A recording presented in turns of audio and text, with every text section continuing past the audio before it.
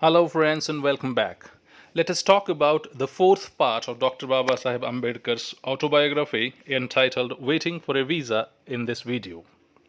In the fourth part of his autobiography, Dr. Ambedkar speaks about his experience with untouchability as an untouchable when he went to visit Daulatabad, which is near Aurangabad. The incident, according to him, took place in 1934. Dr. Ambedkar had established Dipressed Class Mission.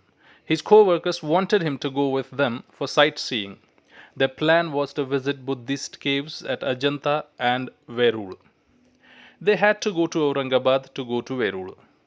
Aurangabad was then the part of Nizam state of Hyderabad.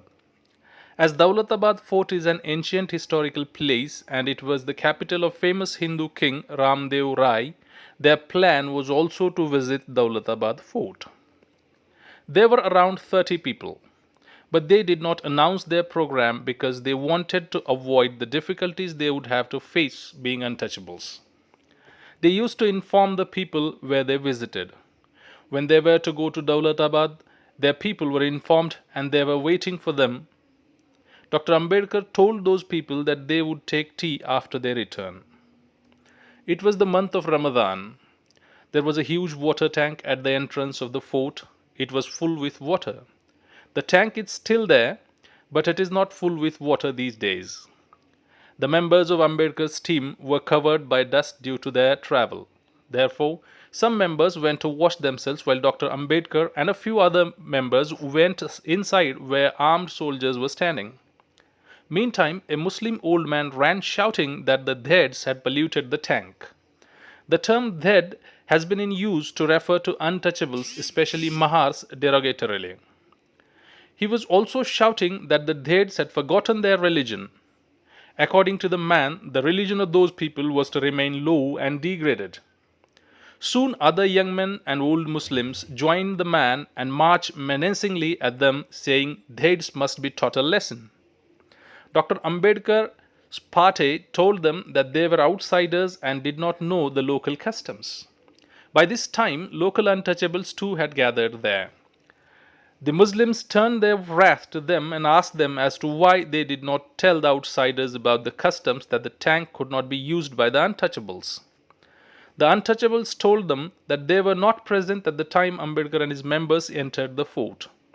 Dr. Ambedkar did not want to involve in the criminal case which would put an end to their tour. One of the young Muslims was repeatedly telling that people must conform to their religion. He meant that the untouchables must not touch the tank and its water.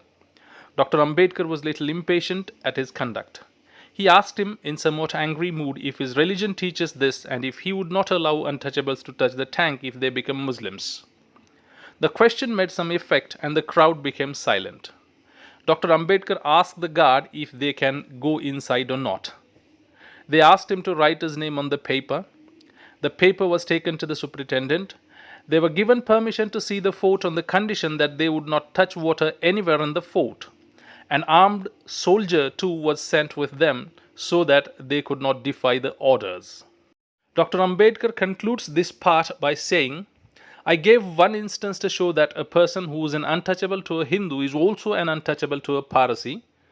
This will show that a person who is an untouchable to a Hindu is also an untouchable to a Mohammedan. This is how Dr. Ambedkar tries to explain things to the people. He tries to tell that how difficult it is to live in India with this curse called untouchability. The life of the untouchables really become a hell. That is what Dr. Ambedkar tries to bring forth. This part of the essay ends here. I think you've understood it and it was useful. If it was useful, please hit the like button, share this video with your friends and do not forget to subscribe for the channel if you are new to it. Thank you very much for watching.